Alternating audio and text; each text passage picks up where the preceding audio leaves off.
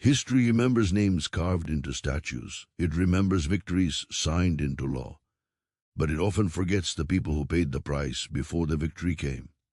This is not a story about fame. It is not a story about recognition. This is the story of those who stood up when standing meant punishment, who spoke out when speaking meant silence forever, and who fought injustice knowing history might never say their names.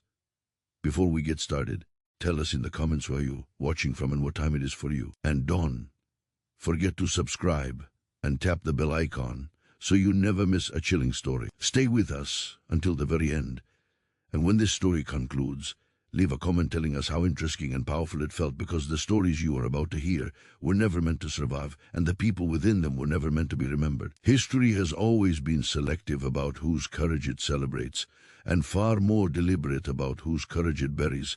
And to understand why so many black heroes were forgotten, you first have to understand the world they stood up against. A world where injustice was not an accident or a flaw in the system, but the system itself, enforced through law, violence, silence, and routine. A world where resistance did not look heroic in the moment, but suicidal, and where choosing to fight back often meant choosing to disappear. Long before cameras captured marches and speeches echoed through history books, injustice ruled openly and unapologetically, and it demanded compliance not just through chains or weapons, but through exhaustion, isolation, and fear passed down like inheritance, teaching generation after generation that survival required silence, that endurance was safer than resistance, and that speaking out cost more than it could ever gain. In this environment, the forgotten black heroes did not rise because they believed they would win. They rose because something inside them refused to accept a life measured only by how quietly it could be endured, and that refusal, in its earliest form, was often small, almost invisible, a question asked in the wrong place, a document signed when it was forbidden, a refusal to step aside, a decision to testify, to write, to organize, to protect, or simply to say no when no was not allowed. These acts did not come with applause, they came with consequences, and the people who committed them knew they're going in, because injustice made examples out of dissenters. Using public punishment as a warning to everyone else, reinforcing the idea that resistance was not only futile but contagious, something that had to be crushed quickly before it spread. Many of these heroes were ordinary people by every outward measure: workers, parents, teachers, laborers, church members, people with responsibilities, families, and fears, not revolutionaries waiting for a cause, but individuals pushed past the point where compromise could still feel like survival. And when that moment arrived, it did not feel like destiny, it felt like terror, because they understood exactly what the system did to people who challenged it. They had seen it happen before. They had attended the funerals, watched neighbors vanish, read the names in newspapers framed as criminals or troublemakers rather than as human beings, and still they stepped forward. Some of them fought injustice through the written word, crafting petitions, letters, legal challenges, and testimonies in a time when literacy itself was treated as a threat, when putting truth on paper meant creating evidence that could be used against you, when courts were not spaces of fairness, but stages where outcomes were decided before the accused ever spoke, and yet they spoke anyway, knowing their words might be ignored, distorted, or buried, but believing that silence would guarantee nothing changed at all. Others fought through organizing, building networks of mutual protection and resistance that operated quietly, often under the cover of churches, schools, or social gatherings, knowing that exposure meant destruction, knowing that even trust could be a liability, and so they learned to communicate indirectly, to pass information through whispers and gestures, to protect identities even from one another, understanding that survival depended on compartmentalization, on not knowing too much, on accepting that the work mattered more than recognition. There were those who fought injustice physically, not out of desire for violence, but out of necessity, protecting escape routes, defending communities, standing between the vulnerable and the forces that sought to exploit them. And when they did, history labeled them criminals, because injustice always reframes resistance as lawlessness, turning self-defense into aggression and moral courage into threat. And once that label was applied, it justified everything that followed: the arrests, the beatings, the executions, the erasures. What binds all these forgotten heroes together is not a single method or ideology, but a shared reality. They operated without the expectation of victory, without the protection of mass movements, without the assurance that anyone would remember their names. And that absence of assurance is what makes their courage so difficult to comprehend, because modern narratives of resistance often center on success, on moments where sacrifice leads clearly to change. But these heroes lived in the long before, in the stretch of history where resistance looked like failure and hope required imagination rather than evidence. Many of them died believing they had accomplished nothing, believing the system was too large, too entrenched, too brutal to be moved by individual acts, and that belief was exactly what the system wanted, because injustice survives by convincing those who suffer under it that their efforts are meaningless, that endurance is the only rational choice, that resistance is indulgent and dangerous. But history, when examined honestly, tells a different story, one that unfolds slowly and unevenly, revealing that change rarely begins with victories. It begins with disruption, with people who make injustice harder to justify, harder to administer, harder to ignore. And these forgotten heroes did exactly that. Even when their actions seemed isolated, even when they were silenced quickly, even when the system moved on as if nothing had happened. Each act of resistance forced power to respond, to explain itself, to harden or adjust. And in doing so, it revealed its weaknesses, because power that must constantly defend its cruelty is power under strain, and strain accumulates over time, cracking foundations that once appeared solid. The reason these heroes were forgotten is not because they were insignificant, but because they were inconvenient, because their stories challenge the comforting illusion that progress is inevitable, that justice arrives on schedule, that history bends naturally toward fairness, without being pushed by people willing to be crushed by the effort. And remembering them forces us to confront the cost of the world we live in, the cost paid by those who never received credit, never saw results, never lived long enough to know that their refusal mattered. Their stories survived in fragments, in family memories passed down quietly, in letters hidden away, in court records stripped of context, in oral histories dismissed as unreliable, and sometimes only in the behaviors they inspired, the caution they taught, the courage they seeded in others who would carry the fight forward in different forms. To tell their stories now is not to place them on pedestals, but to restore them to the human timeline they were erased from. To acknowledge that injustice has always been resisted, even when resistance looked hopeless, and that the freedoms and rights people claim today are built not only on famous victories, but on countless unseen sacrifices that softened the ground long before change became visible. This is where their stories begin, not with triumph, but with refusal. Refusal to accept a world where injustice was normal, refusal to disappear quietly, refusal to let silence be mistaken for consent, and as we move forward, deeper into their lives and struggles. Remember this. The world did not change because it was ready to. It changed because people who had every reason to stay silent chose instead to stand, knowing full well that history might never stand for them. What separated these forgotten black heroes from the countless others who endured injustice was not that they were braver by nature, but that they reached a moment where fear could no longer dictate every decision, a moment when the cost of silence outweighed the cost of resistance. And that moment arrived differently for each of them. For some, it came when the law itself turned against their children, when courts refused to hear testimony, when innocence no longer mattered because skin color had already decided guilt. For others, it arrived after years of quiet endurance, years spent watching neighbors humiliated, imprisoned, or killed for offenses that did not exist, until the accumulated weight of injustice made compliance feel like complicity. These heroes did not wake up one day intending to fight a system. They were pushed into confrontation by a system that left them no space to breathe with dignity. Many of them began their resistance in ways that appear modest only when viewed from a safe distance in history. They challenged property seizures, refusing to surrender land that had been taken through fraud or violence. They confronted employers who withheld wages, knowing that doing so could lead to blacklisting or worse. They testified in courtrooms where juries were stacked against them, speaking truths that judges did not want recorded. Each of these actions chipped away at the illusion that injustice was universally accepted, and that illusion mattered deeply to those in power, because systems of oppression depend not only on force, but on the belief that resistance is rare and futile. Others fought injustice by becoming living records of abuse. When newspapers would not print their stories and authorities refused to document crimes, they memorized names, dates, locations, and methods, carrying evidence in their minds and passing it to others who could amplify it when the moment allowed. They understood that documentation itself was a form of resistance, that preserving truth, in any form prevented injustice from fully erasing its victims. This work was dangerous precisely because it did not look dramatic. There were no marches, no speeches, no visible confrontation, only persistence, and persistence is difficult to crush without revealing cruelty openly.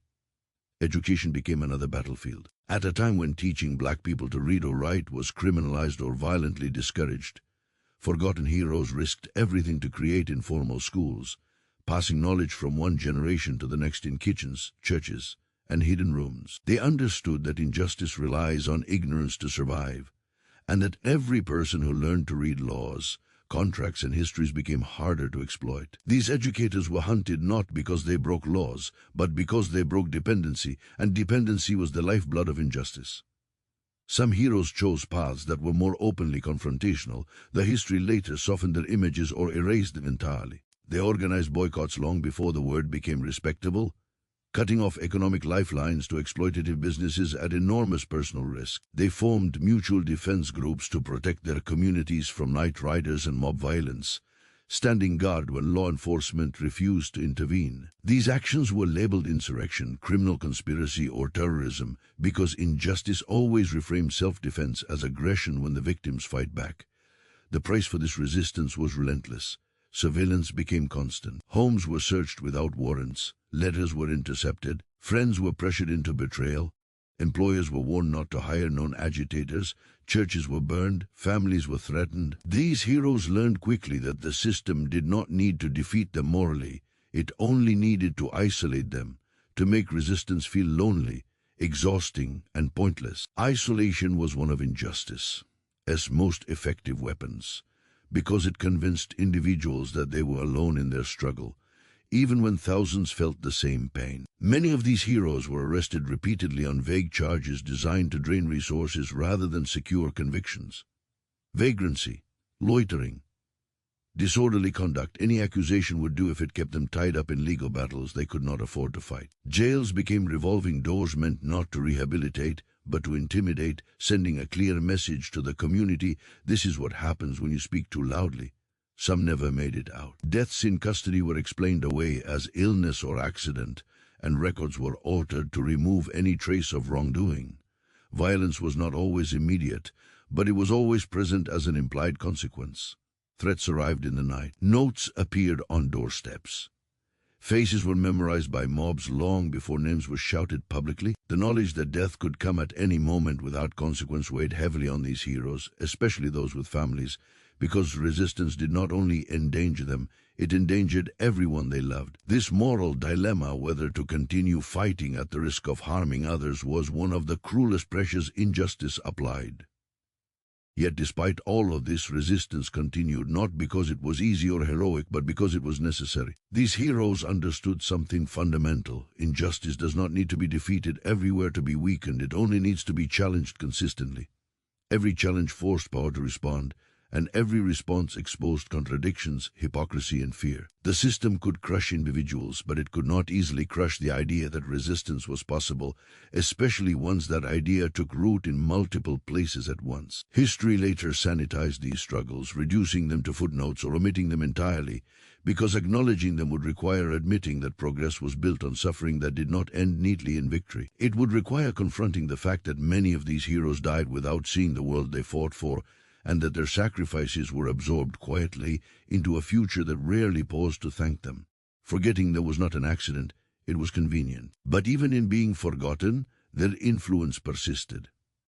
Laws changed slowly, often framed as benevolent reforms rather than concessions forced by pressure. Public opinion shifted incrementally, influenced by countless small acts of defiance that made injustice harder to defend openly. Movements that would later gain recognition were built on foundations laid by these early, uncelebrated resistors, who had already tested strategies, exposed weaknesses, and paid the price for failure so others might succeed. The reason these heroes were erased from mainstream history is not that they lacked impact, but that their impact was uncomfortable. They remind us that injustice did not fall because it was persuaded, but because it was worn down. They remind us that courage often looks like persistence rather than spectacle, and that the most dangerous people to oppressive systems are not those who shout once, but those who refuse to stop. As the years passed, Many of these heroes faded from public memory, their names surviving only in family stories or local records, but the pathways they carved remained. They taught later generations how to organize quietly, how to document abuse, how to survive under surveillance, how to resist without announcing themselves prematurely. Their lessons became part of a cultural inheritance, passed down not as history but as instinct. And this is where the true weight of their struggle becomes clear. These forgotten black heroes did not fight injustice believing they would be remembered. They fought because they believed someone else would live differently because of it. Their resistance was an investment in a future they might never see, and that willingness to sacrifice recognition for impact is precisely why their stories matter now. Because every freedom claimed today rests on layers of resistance that history chose not to celebrate, and every layer includes people who stood up when standing meant standing alone, who fought injustice knowing full well that the world might never thank them, and who changed the course of history not by winning in their lifetime, but by refusing to let injustice go unchallenged in theirs. As resistance deepened, the lives of these forgotten black heroes narrowed, not because they lacked vision, but because injustice deliberately shrank their world until every step felt dangerous. Surveillance was not always formal or documented. More often it was social, informal, woven into daily life. People who once greeted them warmly began to avert their eyes. Conversations stopped when they entered a room. Familiar roots felt suddenly exposed. They learned quickly that oppression does not only punish directly, it poisons proximity, turning neighbors into risk and isolation into policy. The system did not need everyone to agree with it. It only needed enough people to be afraid of being associated with dissent. Many of these heroes experienced a kind of living erasure long before death. Employers quietly terminated them. Landlords found reasons to evict them. Businesses refused service without explanation. Invitations stopped arriving. The world they had known withdrew piece by piece, leaving behind a smaller, harsher reality where every interaction carried consequence. This was not accidental. Isolation was engineered to exhaust resistance emotionally before it could succeed materially. A person cut off from community becomes easier to silence, easier to discredit, easier to destroy. Families bore the brunt of this pressure. Spouses were threatened with loss of livelihood. Children were harassed at school or denied education entirely. Relatives were warned, subtly or explicitly, that continued association would bring punishment. Some families begged these heroes to stop, not because they disagreed with the cause, but because they understood the cost too well. These moments were among the most painful, because injustice forced impossible choices: continue fighting and endanger loved ones, or retreat and live with the knowledge that silence allowed harm to continue. There were no clean answers, only consequences. Psychological warfare became as effective as physical violence. Rumors were spread deliberately to discredit these heroes, painting them as unstable, immoral, criminal, or dangerous. Character assassination worked precisely because it created plausible doubt. Even supporters began to hesitate, unsure what to believe. Once doubt entered the narrative, authorities could act with greater freedom, framing repression as protection rather than punishment. This tactic was devastatingly effective because it did not require evidence, only repetition. Some heroes were driven into constant movement, relocating repeatedly to avoid threats, never staying long enough to feel safe. Others were trapped, unable to leave because leaving would mean abandoning family, work, or land. Both situations produced exhaustion. Resistance became not a single act, but a continuous state of alertness, a life lived without rest. Sleep was shallow. Trust was conditional. Every knock at the door carried dread.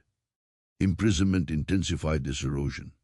Jails were not simply places of confinement. They were tools of degradation. Forgotten heroes were often placed in harsher conditions than others, denied basic necessities, subjected to humiliation designed to break resolve.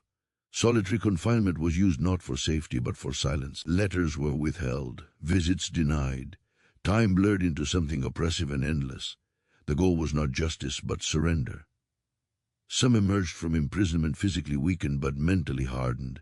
Others were permanently damaged, carrying trauma that followed them long after release. A few never emerged at all. Deaths in custody were common and rarely investigated. Official explanations, illness, accident, suicide were accepted without scrutiny.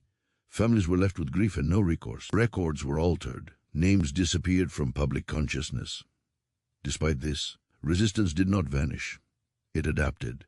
Those who survived learned to speak in code, to communicate through trusted intermediaries, to embed messages inside ordinary activities. Churches became meeting places disguised as worship.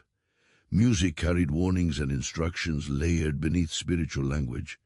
Stories passed to children contained lessons about caution and courage that would not be understood fully until years later. This quiet transmission of knowledge was itself an act of defiance, ensuring that even when individuals were silenced, the understanding they carried lived on.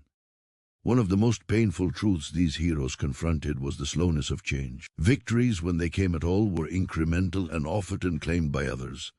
Laws might be amended years later without acknowledgement of the pressure that forced those changes. New leaders might rise, celebrated for achievements built on foundations laid by people long forgotten. Watching this happen required a humility that history rarely demands of its protagonists.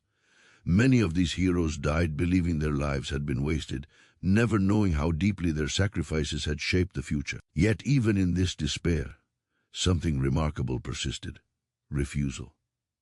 Not dramatic refusal, not defiance shouted from rooftops, but a quieter, more dangerous refusal to internalize injustice as truth. They refused to believe they were inferior even when every institution told them they were. They refused to accept violence as normal. They refused to raise their children believing that suffering was destiny. This refusal sustained them when hope felt abstract and distant. The system responded by tightening further, mistaking endurance for weakness. More laws were passed to restrict movement, speech, education, and assembly. More resources were devoted to surveillance. More energy was spent maintaining the illusion of control. And in doing so, the system revealed its own insecurity. Power that feels secure does not need constant reinforcement. Oppression that must continually justify itself is already under strain. This strain showed in moments the system could not fully control. A judge hesitating before issuing a sentence, a journalist questioning an official narrative, a witness refusing to lie outright. These moments were small, easily dismissed, but they accumulated. They were made possible by the pressure applied by countless forgotten heroes, whose resistance had forced conscience into spaces it had long been excluded from. The tragedy of their stories is not only that they suffered, but that their suffering was normalized. History books often summarize eras of injustice in broad strokes, smoothing over the individual lives crushed beneath them. Forgotten black heroes disrupt this abstraction. They remind us that injustice is experienced personally, that resistance is lived daily, and that courage often looks like endurance without reward. As time moved forward, some of these heroes retreated from public resistance not because they had been convinced, but because survival demanded it. Retreat, however, did not equal surrender. Many continued to teach quietly, to advise younger activists, to document what they could. Their public voices were silenced, but their influence remained, shaping strategies and warnings for those who would continue the fight under different conditions. Others were remembered locally, but never nationally. Their names spoken with respect in small communities, even as official histories ignored them. These local memories matter deeply. They preserve truth in the absence of recognition, ensuring that future generations would know, at least within their own circles, that resistance had always existed. This is where the forgotten black heroes occupy their most powerful space, not as martyrs frozen in time, but as ancestors whose choices continue to ripple forward. Their lives teach us that injustice does not collapse because of one speech, one march, or one law. It collapses because it is pressured continuously by people willing to pay costs without guarantee of success. They show us that history is not shaped only by those who are remembered, but by those whose names were erased precisely because their resistance was effective. To understand their stories is to confront an uncomfortable truth. The world changes not only because of celebrated leaders, but because of countless ordinary people who endured extraordinary punishments so that injustice could not remain unchallenged forever. And as we move deeper into these histories, one thing becomes unmistakably clear: these heroes were not forgotten because they failed. They were forgotten because remembering them would force us to acknowledge how much suffering it took to create even the smallest measure of justice we now take for granted. As the years passed and resistance continued despite every effort to crush it, something subtle but irreversible began to happen within the machinery of injustice itself. The system did not collapse suddenly, nor did it confess its failures openly. Instead, it began to strain under the weight of constant opposition, forced to expend more energy maintaining control than it ever had before.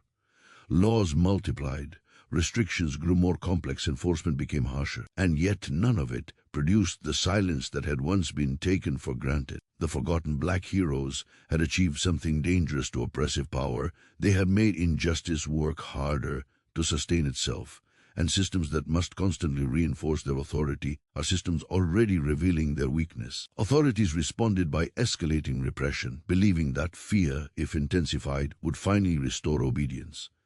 New regulations were introduced to limit movement, speech, and association. Informants were recruited, surveillance expanded. Punishments grew more public and more brutal, designed to shock communities back into submission. But this escalation carried an unintended consequence. Each new act of repression required justification, and justification required explanation, and explanation forced injustice into the open, where it could be examined, questioned, and challenged. What had once been accepted as normal began to look excessive, even to those who benefited from it. Forgotten heroes understood this dynamic intuitively. They knew that oppression thrives in silence and routine, not scrutiny. By continuing to resist even in small, fragmented ways, they disrupted that routine. Courtrooms that had once rubber-stamped injustice now had to endure testimonies that refused to conform. Newspapers that had once ignored abuse were occasionally forced to report on it, if only to control the narrative. Religious leaders, educators, and local officials found themselves pressured to take positions, even when neutrality had once been sufficient. Each forced response represented a crack in the facade of unquestioned authority. This pressure reshaped the psychology of power as much as it reshaped policy. Enforcers began to act with greater caution, not out of compassion, but out of awareness that their actions were being watched, documented, remembered. Judges issued harsher sentences in some cases to reassert dominance, but in others hesitated, delayed, or quietly reduced penalties. Lawmakers spoke more carefully, aware that language itself could be weaponized against them in the future. These shifts were inconsistent and uneven, but they mattered because they signaled uncertainty where certainty had once ruled. Communities felt this shift long before it was acknowledged publicly.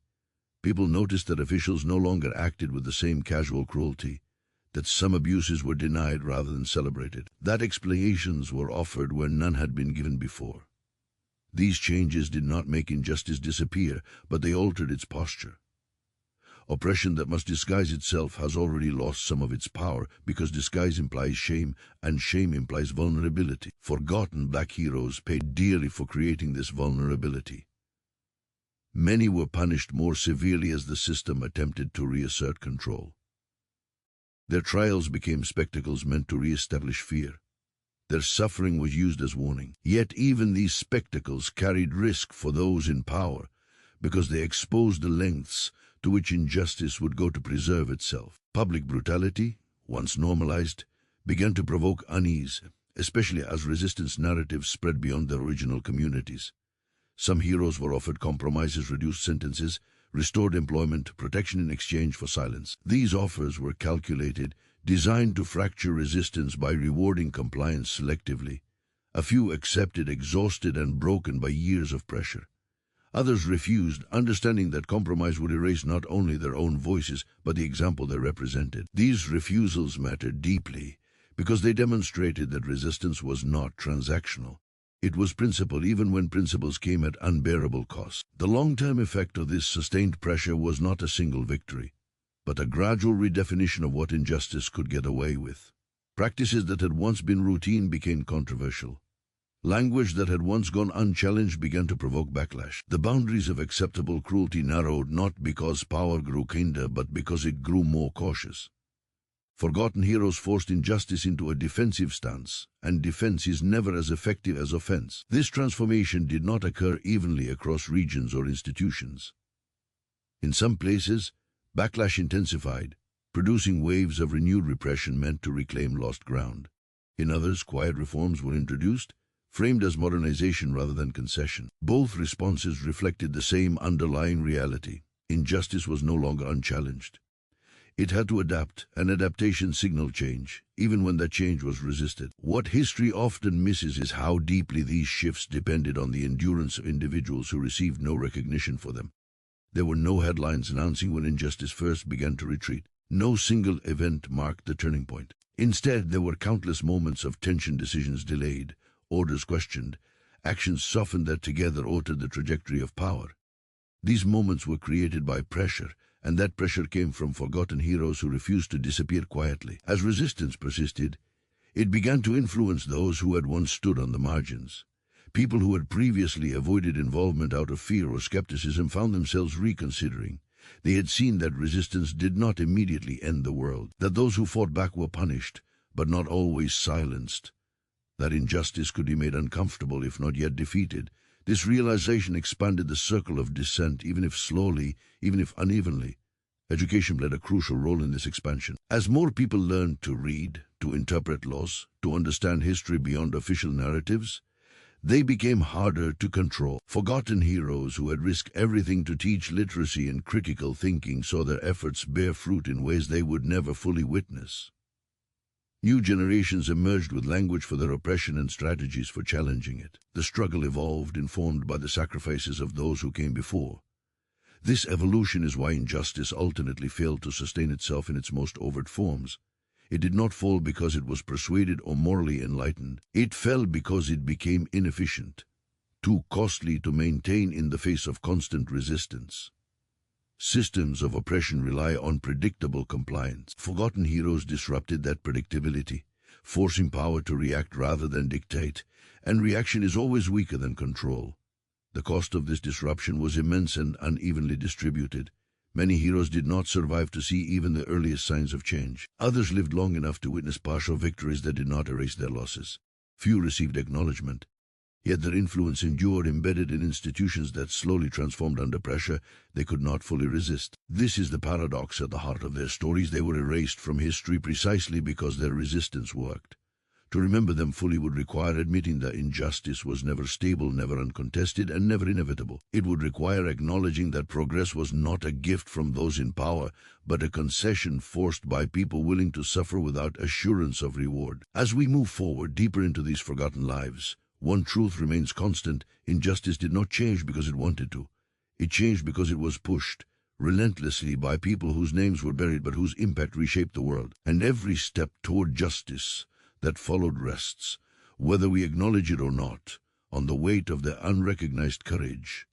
As the system slowly shifted under pressure, another transformation was taking place, one that was harder to measure but ultimately more enduring. The resistance of these forgotten black heroes began to seep into the cultural bloodstream, altering how people understood injustice itself. What had once been framed as unchangeable fate began gradually to be seen as a condition imposed by human decisions, and therefore capable of being challenged by human action. This shift did not arrive through proclamations or sudden awakenings. It arrived through accumulation, through stories exchanged quietly, through lessons taught indirectly, through the realization, repeated over time, that resistance had not been futile, even when it appeared so in the moment. Future movements did not emerge in a vacuum. They inherited tactics, language, and instincts developed by these early resistors, even when the original sources were no longer named. Strategies such as economic pressure, legal challenge, mass documentation, community protection, and coded communication were refined over generations, often without explicit acknowledgement of their origins. Leaders who would later be celebrated as pioneers were, in many cases, beneficiaries of groundwork laid by people whose lives ended in obscurity. The forgotten heroes had tested the boundaries, absorbed the retaliation, and revealed which forms of resistance could survive sustained repression. This inheritance came with a cost that history rarely tallies accurately. When later victories were achieved, when laws changed, when rights were expanded, when injustice retreated visibly, the narrative often skipped over the long period of suffering that made those victories possible. Progress was framed as a natural evolution rather than a forced concession. The names remembered were those attached to success, while the names attached to endurance were quietly dropped. This selective memory served a purpose. It allowed society to celebrate justice without confronting how violently it had resisted justice in the first place. Forgotten black heroes became casualties not only of oppression but of narrative convenience. Their stories complicated the idea that change is led by a few exceptional individuals rather than sustained by many ordinary people willing to be harmed for the sake of others. Remembering them fully would mean acknowledging that the path to justice was paved with lives that were broken, not vindicated. It would mean admitting that moral clarity often arrives long after moral courage is punished. In communities where these heroes had lived and struggled, Memory took a different form. Their names might not appear in textbooks, but they lingered in local lore, in warnings and advice passed down through families. Elders spoke of them cautiously, sometimes indirectly, as examples of both courage and consequence. Children learned which questions were dangerous and which truth required patience. These quiet transmissions ensured that the lessons of resistance survived even when the resistors themselves were gone. Yet even within these communities, time eroded specifics, details blurred, names were forgotten or altered. What remained was a general understanding that standing up had always been possible but never safe. This understanding shaped how later generations approached activism. They were bolder in some ways, more strategic in others, informed by both the sacrifices and the silences of those who came before. The forgotten heroes became part of an unspoken curriculum, teaching through absence as much as through example. As broader social change accelerated, especially in periods of mass mobilization, the contrast between celebrated leaders and forgotten forerunners grew starker. Movements gained visibility and legitimacy, attracting allies and protection that earlier resistors never had. Cameras documented abuses that had once gone unrecorded. Public sympathy shifted in ways that would have seemed impossible decades earlier. And yet, beneath this progress lay unresolved tensions. The ease with which society embraced visible justice raised uncomfortable questions about why invisible injustice had been tolerated for so long. Some descendants of forgotten heroes watched these developments with mixed emotions. Pride in the change their ancestors had helped enable was often accompanied by grief that those ancestors had not lived to see it. Recognition, when it came at all, was often symbolic rather than restorative. Memorials replaced reparations, speeches replaced accountability. These gestures mattered, but they did not erase the losses endured by families whose suffering had been treated as collateral rather than central to the story. The system, for its part, adapted once again. Having learned that overt repression carried reputational costs, it refined its methods. Injustice became more bureaucratic, more procedural, less visibly violent, but no less effective in many cases. Forgotten heroes had forced power to change its shape, but not its intent. New forms of resistance were required, and once again, ordinary people stepped into that role, often without recognition, often at great cost. This cycle resistance, adaptation, erasure repeated itself across generations. Each wave of forgotten heroes confronted a system that had learned from the past, while still relying on the same fundamental logic that some lives were expendable in the service of order. Each wave pushed back, forcing incremental change, knowing that they too might be forgotten once the struggle moved forward. What makes these stories so difficult to tell honestly is that they resist closure. There is no clean ending where justice triumphs and suffering is redeemed. Instead, there is a continuum of effort, sacrifice, and partial victory, marked by long stretches of loss. Forgotten black heroes occupy the spaces between these victories, the periods history prefers to compress or ignore. They remind us that progress is not a straight line, and that the distance between injustice and justice is often measured in human lives.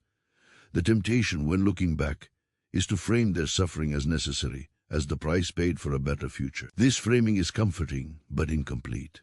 It risks justifying harm by retroactively assigning it purpose. The truth is harsher and more honest. These heroes were harmed because injustice refused to yield easily, not because their pain was required. They did not volunteer to be sacrifices. They were forced into that role by a system that left them no humane alternative.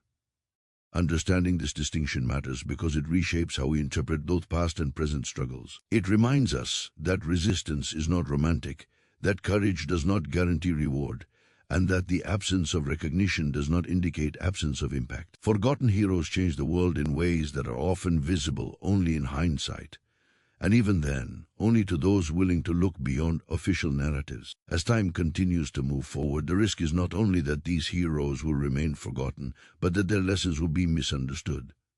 If we remember only the victories, we may underestimate the cost of achieving them. If we celebrate progress without acknowledging resistance, we may fail to recognize new forms of injustice as they arise. The stories of forgotten black heroes serve as a corrective to this amnesia, insisting that justice is not inevitable and that silence, even when comfortable, is never neutral. Their lives challenge us to reconsider how we define heroism, not as success, not as fame, not as moral certainty, but as persistence under conditions designed to break the human spirit. They remind us that some of the most important acts in history were performed by people who never believed they were making history, people who simply refused to accept the world as it was handed to them. And as these stories continue to unfold across time, one truth remains unavoidable. The world we inhabit is shaped as much by those we remember as by those we forget. To honor forgotten black heroes is not merely to add names to a list. It is to confront the uncomfortable reality that justice, when it finally arrives, often stands on foundations built by people who were never meant to be seen. Their resistance did not end in justice, but it ensured that injustice could never again pretend to be unchallenged, and that, more than recognition, more than remembrance, is the legacy they left behind. As the years folded into decades, and decades into what people like to call modern times, the presence of these forgotten black heroes did not disappear so much as it diffused, spreading into places where their names were no longer attached, but their influence remained unmistakable. You could feel it in the way later generations questioned authority, rather than accepting it automatically, in the way skepticism replaced blind obedience, and in the quiet insistence that dignity was not something to be earned through compliance, but something that existed by default. This inheritance did not come packaged as history lessons or monuments. It came as instinct, as a sense that something was wrong long before language arrived to explain why. That instinct had been trained by generations who had watched injustice operate up close and had learned, often through pain, that survival without resistance was not the same as living. The most enduring effect of these forgotten heroes was not the laws that eventually changed or the institutions that slowly reformed, but the moral recalibration they forced upon the people who came after them. They shifted the internal boundaries of what could be tolerated. Actions that had once been accepted as just the way things are began to feel unacceptable, even when they were still legal, still routine, still defended by authority. This shift in moral perception was fragile at first, easily overwhelmed by fear or fatigue, but it persisted because it was grounded in lived experience rather than abstract ideals. People remembered, even if they did not remember names, that injustice had been confronted before and that confronting it had mattered. This recalibration carried forward into moments of crisis that would have otherwise passed without resistance. When new forms of injustice emerged, cloaked in bureaucracy or disguised as efficiency, they were met with suspicion rather than resignation. People asked questions sooner. They documented more carefully. They organized more quickly. None of this guaranteed success, but it changed the starting position.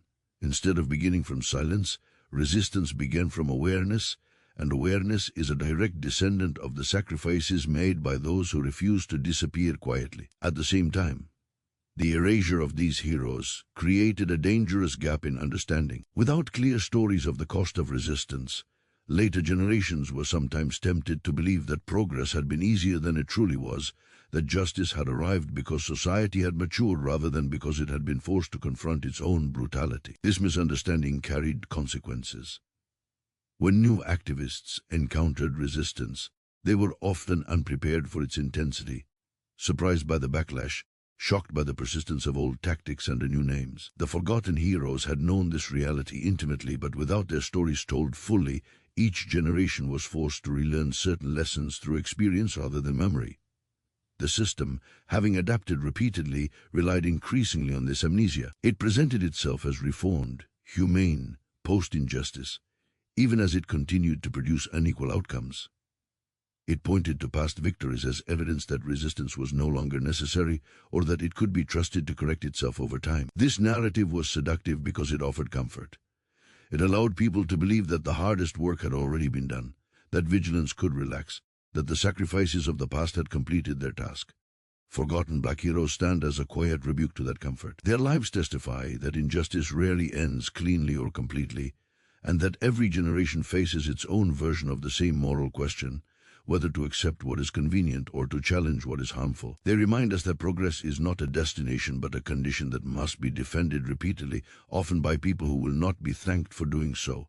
In families descended from these heroes, this understanding sometimes manifested as caution, sometimes as resolve. Parents taught children to be careful, to understand the risks of visibility, to navigate systems strategically rather than confrontationally when necessary. Others taught their children to speak boldly, believing that the world had changed enough to allow it. Both approaches were shaped by inherited memory, by stories of what had happened when people spoke too soon or too loudly, and by hopes that perhaps the cost would be lower now.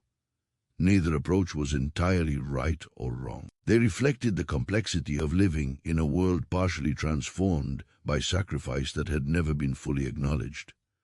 The children of forgotten heroes inherited not only courage, but trauma, not only hope, but caution. They learned that resistance was necessary, but also that it was dangerous, and that tension shaped how they engaged with injustice in their own time. Public discourse, meanwhile, continued to simplify history.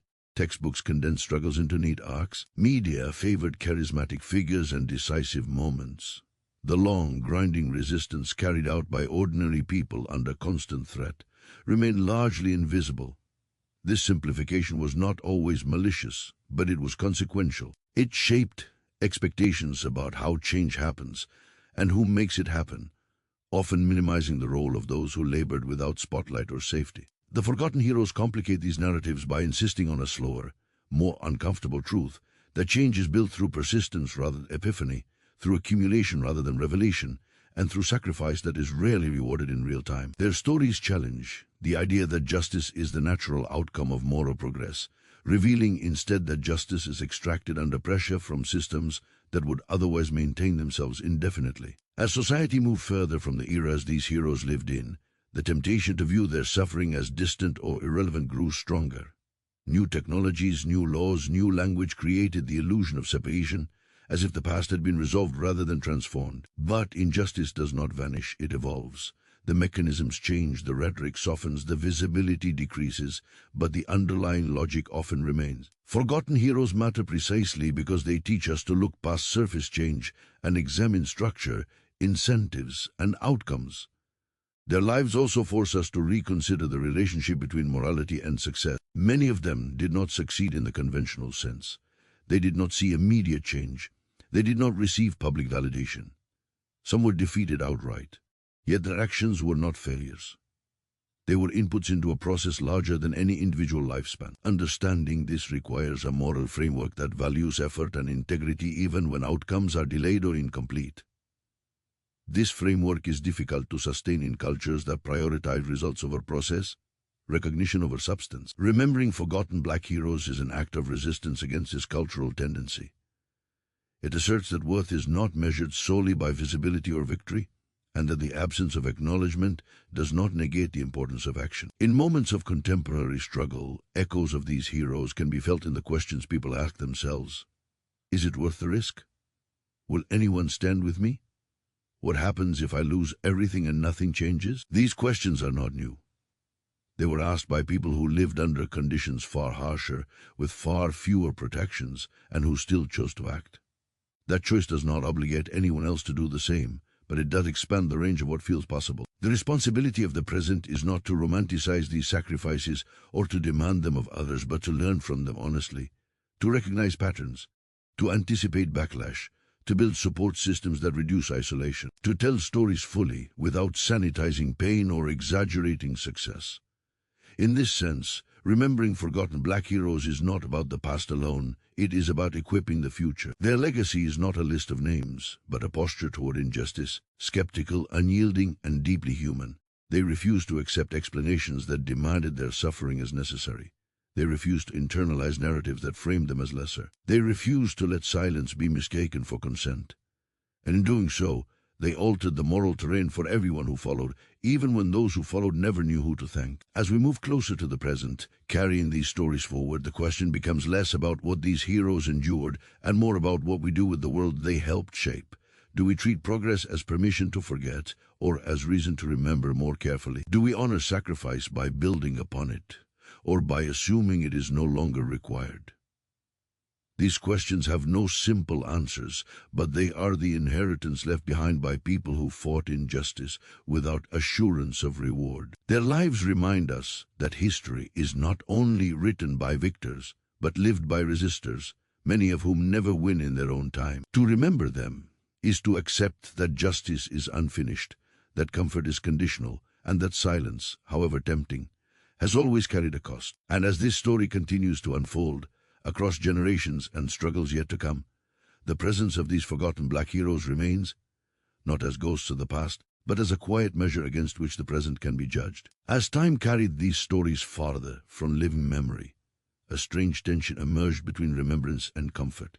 Because remembering these forgotten black heroes required more than admiration, it required accountability. To remember them honestly was to confront not only the injustice they faced, but the systems and attitudes that allowed that injustice to endure for so long, often with the quiet approval of the majority. Forgetting, on the other hand, offered relief. It allowed societies to frame progress as inevitable, to believe that cruelty belonged exclusively to the past, and to distance themselves from the responsibility of vigilance. This tension shaped how history was taught, discussed, and ultimately diluted, turning lived resistance into abstract morality plays that demanded little from the present. In many ways, the greatest risk these heroes faced was not erasure in their own time, but misinterpretation in the future. When their stories were simplified, when their struggles were reduced to symbols rather than experiences, the lessons they carried lost their sharpness. Resistance became inspirational rather than instructive. Suffering became tragic rather than cautionary.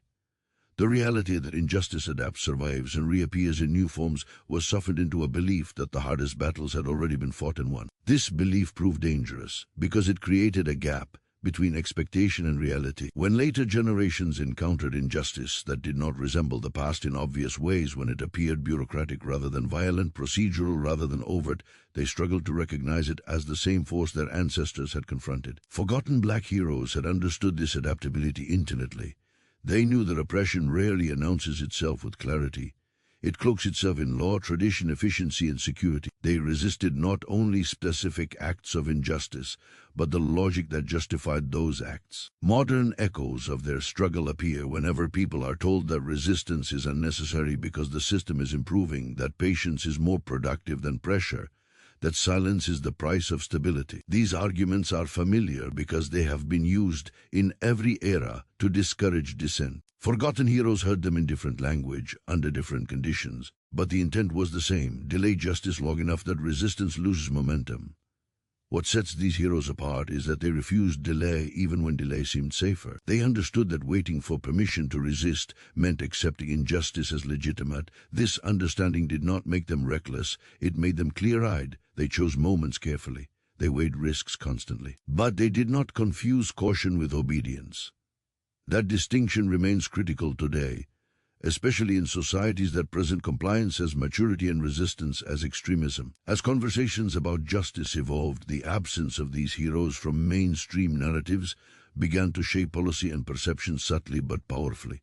When the cost of past resistance is forgotten, it becomes easier to dismiss present resistance as excessive or unnecessary. When suffering is abstracted, empathy thins.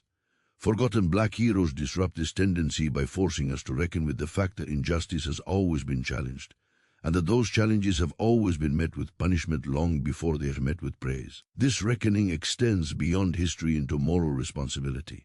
Remembering these heroes is not a passive act. It raises questions about what we tolerate, what we rationalize, and what we ignore in our own time. It asks whether we recognize injustice only when it resembles the past, or whether we are willing to interrogate the present with the same seriousness.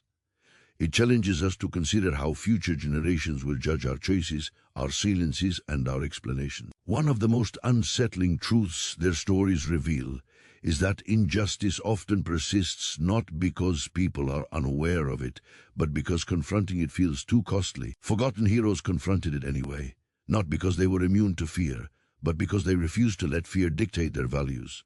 This refusal did not make them saints or martyrs in their own eyes. It made them human beings acting under impossible pressure, choosing integrity over comfort even when integrity offered no protection. Their lives also exposed the limits of moral hindsight. It is easy to praise resistance after the fact, when outcomes validate sacrifice. It is much harder to stand with resistors in real time, when success is uncertain and backlash is guaranteed. Forgotten black heroes lived in that uncertainty permanently.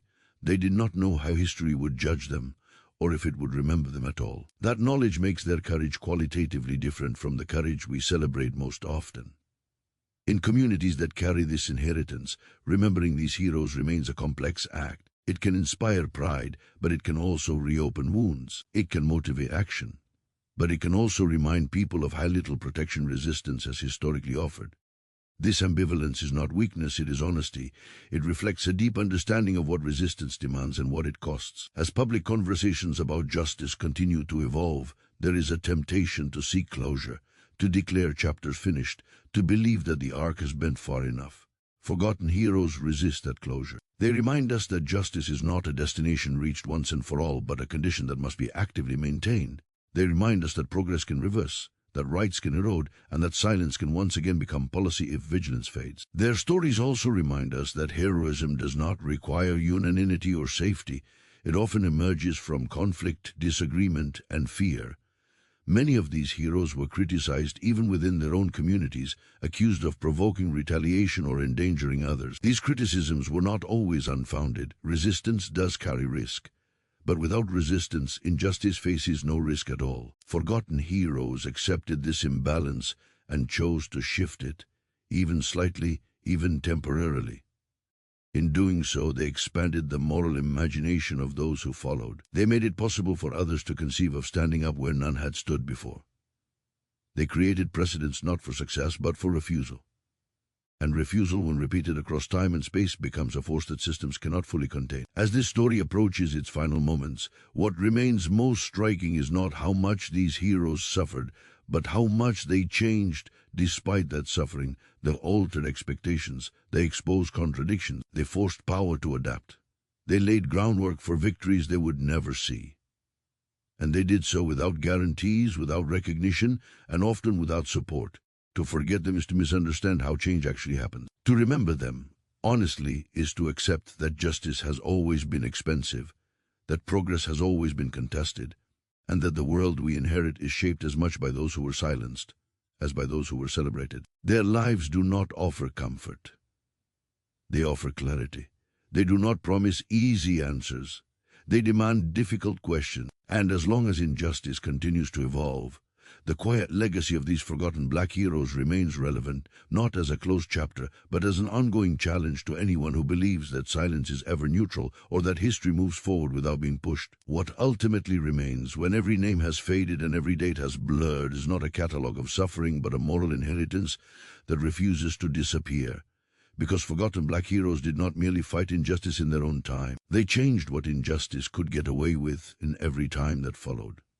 Their lives created a pressure that never fully released, a tension embedded into institutions, cultures, and consciences, ensuring that power would never again operate with the same unquestioned ease. Even when their stories were erased, even when their sacrifices were misattributed or ignored, the world they helped reshape continued to carry the imprint of their resistance in subtle but enduring ways. The hesitation of authority, the skepticism of ordinary people, the instinct to question rather than comply, these are not accidents of progress, they are residues of struggle. As generations moved forward, the descendants of these heroes inherited a world that was both better and more complicated than the one their ancestors had known. Laws had changed, rights had expanded, opportunities had grown, yet injustice had not vanished. It had adapted, refining its language, disguising its mechanisms, presenting itself as neutrality, efficiency, or tradition rather than overt cruelty. This adaptation confused many because it did not resemble the injustice described in history books. And yet, the instincts passed down from forgotten heroes allowed some to recognize familiar patterns beneath new forms. They sensed when systems were designed to exclude rather than include, when procedures were structured to exhaust rather than protect, when silence was being encouraged not for peace, but for convenience. The greatest danger of forgetting these heroes is not ignorance of the past, but misjudgment of the present. Without understanding how much resistance it took to achieve even partial justice, people are tempted to believe that justice maintains itself automatically. Forgotten black heroes contradict that belief. They show us that every gain is provisional, that rights exist only as long as people are willing to defend them, and that progress without vigilance is reversible. Their stories remind us that injustice does not need hatred to survive, it only needs apathy. These heroes also force us to reconsider how we define success. None of them lived easy lives. Many did not see the results of their efforts. Some were broken physically, others psychologically, others erased entirely. If success is measured only by outcomes visible within a lifetime, then many of them failed. But if success is measured by impact that outlives recognition, Then they succeeded in ways that reshape history itself. They shifted the moral ground so that future struggles would not begin from the same depth of despair. They made it possible for later movements to organize more openly, to speak more loudly, to demand more boldly, because someone else had already absorbed the worst of the retaliation. In this sense, forgotten black heroes are not relics of the past. They are participants in an ongoing story. Their choices echo whenever someone decides to document abuse rather than ignore it, to speak up rather than stay silent, to organize rather than withdraw. They echo whenever people recognize injustice, not because it announces itself loudly, but because it violates something fundamental inside them. That internal compass did not emerge spontaneously. It was calibrated over generations by people who endured injustice long enough to understand it and resisted it long enough to expose it. Remembering these heroes is uncomfortable because it removes the illusion that courage is rare or exceptional. It reveals instead that courage has always been present, but rarely rewarded. It asks us why societies celebrate resistance only after it becomes safe to do so, and what that delay costs the people who resist early. It challenges us to consider how many voices we are willing to lose before we decide a problem is worth addressing. Their stories also demand humility from the present. They remind us that we are beneficiaries of sacrifices we did not make, protected by risks we did not take, and educated by lessons paid for in suffering rather than theory. This does not obligate us to repeat their pain, but it obligates us to treat justice as something fragile, something that requires care, attention, and participation rather than assumption. As this story reaches its final moments, the question is no longer whether forgotten black heroes mattered. The evidence is everywhere in changed laws, altered behaviors, expanded possibilities, and persistent tensions that mark unfinished work. The real question is what we do with the knowledge of their lives. Do we allow their sacrifices to fade into abstraction, or do we let them sharpen our awareness of injustice when it appears in new forms? Do we treat progress as permission to rest, or as responsibility to remain alert? Because the truth these heroes leave behind is not comforting, but it is necessary. Injustice does not end because time passes, and justice does not arrive because history wills it so. Both are shaped by people, by choices made under pressure, by moments when silence is easier than resistance, and yet resistance is chosen anyway. If this story stayed with you, if it made you reflect on how much of history is built on unseen courage and unrecognized sacrifice, now is the time to subscribe to the Black Timeline. Hit the bell icon so you never miss the stories history tried to erase, and leave a comment telling us how powerful and meaningful this story felt to you. Because the world did not change on its own. It was pushed forward by people whose names were buried, whose lives were disrupted, and whose courage made injustice uncomfortable enough to retreat. And remembering them is not just an act of history, it is an act of responsibility.